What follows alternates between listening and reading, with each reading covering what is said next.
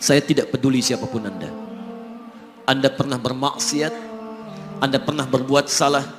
Kita manusia yang tidak luput dari dosa. Tapi saya ingin berikan tawaran dari Al-Quranul Karim. Quran surah keempat An-Nisa ayat 100, posisi paling kiri sebelah bawah. Pernah ada orang berbuat maksiat yang tak terlukiskan. Ada seorang yang pernah bunuh orang. Bunuhnya bukan 1, 2, 100 orang. Tak terlukiskan bilangannya. Kriminalitas tidak perlu diukur karena Anda akan lelah menghitungnya. Ketika Allah berkenan memberikan hidayah kepadanya, Masya Allah. Dan hidayah selalu terbuka pada siapapun sepanjang ia mau mengambilnya sebelum nyawa sampai di kerongkongannya. Tiba-tiba datang ia pada seorang alim dan berkata, saya ingin berubah. Alim ini kemudian menyampaikan pada orang dimaksud, Anda bukan berarti tidak bisa menjadi orang baik. Hanya Anda tinggal di lingkungan yang tidak mendukung Anda jadi baik. Keluarlah dulu dari tempat itu. Pergilah ke majlis ilmu si fulan, tempatnya ada di sana.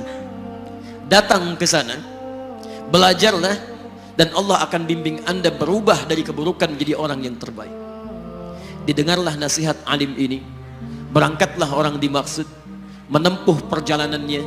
Tiba-tiba Masya Allah, belum sampai ke tujuan, di pertengahan jalan, konon disebutkan lebih sejengkal, tiba-tiba maut datang menjemputnya. Thumma yudrikul maut. Apa yang terjadi?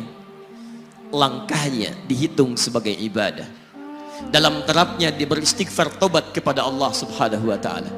Taubat yang menghadirkan cinta Allah subhanahu wa ta'ala. Quran surah kedua ayat 222 di ujung ayatnya. Innallaha yuhibbut tawwabin. Allah mencintai orang-orang taubat. Dan cinta Allah menghadirkan ampunan bagi seluruh dosanya.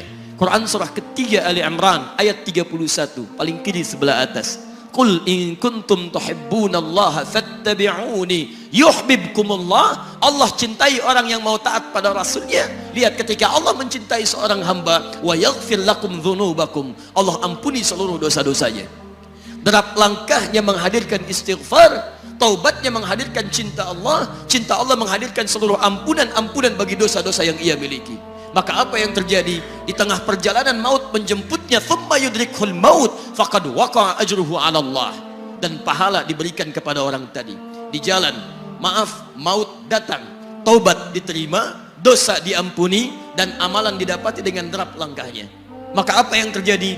Thumma yudrikhul maut faqad waqa'a ajruhu 'ala Allah. Pahalanya dituliskan oleh Allah, dakhalal jannah, kata Nabi, masuk surga orang ini.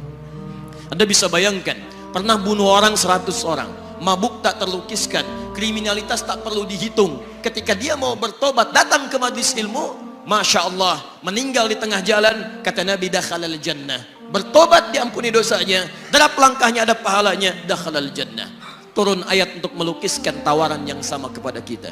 Wa may yuhajir fi sabilillahi yajid fil ardi muraghaman katsiran was'a.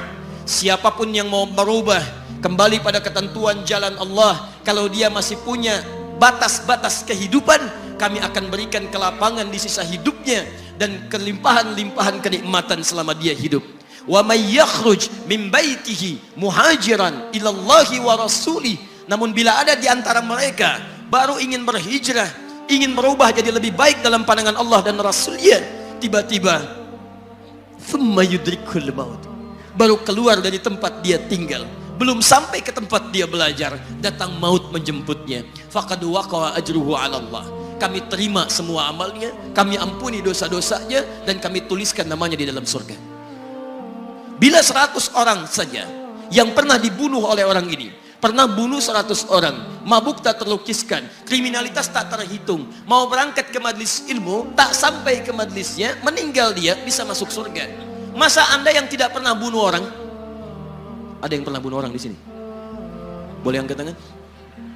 Ada polisi di sini, langsung saya sampaikan insyaallah. Anda gak pernah bunuh orang, Anda tidak pernah mabuk, Anda tidak pernah berbuat kriminalitas seperti orang dulu. Salah, wajar, tapi pintu tobat terbuka untuk kita semua. Masya Allah, bedanya dengan orang tadi belum sampai ke majlis ilmu, Anda sudah hadir di dalamnya, langsung di rumah Allah, diberikan tempat yang terbaik, dan kita akan belajar. Kalau dengan semua ini belum mempermudah Anda ke surga, dengan cara apa lagi Allah mesti mengantarkan Anda ke surga? Kalau dengan duduknya Anda di sini belum mau juga bertobat, dengan cara apa lagi Allah harus membimbing Anda bertobat? Kalau dengan seperti ini belum juga Anda taat kepada Rasul, dengan cara apa lagi Allah mesti meyakinkan Anda untuk taat kepada Rasulullah SAW? Karena itu teman-teman sekalian, mari kita pelajari ilmunya, dan dengan ilmu itu akan membimbing kita insya Allah kembali kepada Allah sampai mengajak keluarga kita ke surga insya Allah.